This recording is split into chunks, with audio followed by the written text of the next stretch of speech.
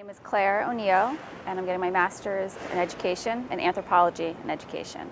So I went to undergrad at Rhode Island School of Design, RISD. I got my BFA in textiles, so I have a small clothing line, and I'm also a Montessori teacher.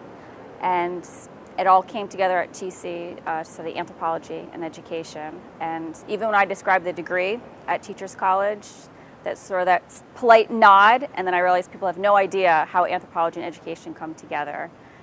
But for me, it makes sense, and it was the perfect degree. So I sort of developed my ideas for my clothing line as an undergrad. I was already student teaching, and again, observing children and wanting children to have the sort of freedom to move. I started making very simple, sort of loose dresses for girls. Also, they can be hand washed, which is a big deal when you have young children. And I just had this sort of respect for children, I guess, and I wanted that to translate into my clothing, into my knitwear.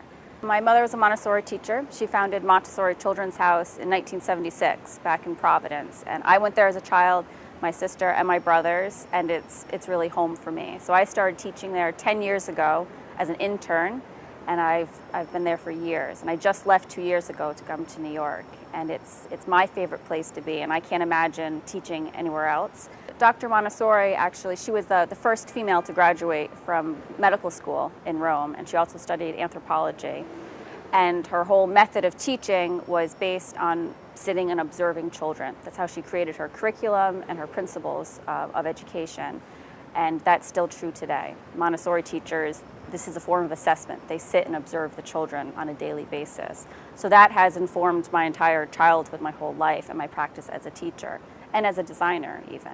Professor Bond was my advisor. It was the first class, my very first day at TC, was political anthropology with him.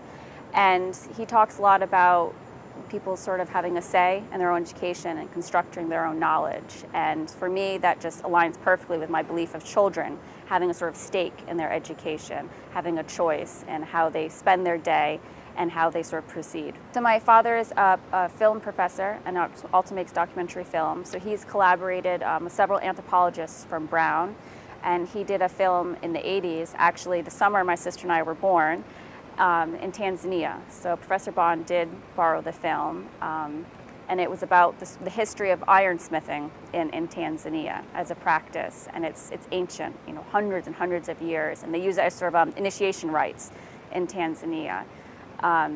So Professor Bond enjoyed it, and Professor Komitas as well. It was an honor to work with Professor Bond, and like I said, it was my first class at Teachers College. It was a Wednesday afternoon, political anthropology, and I was nervous.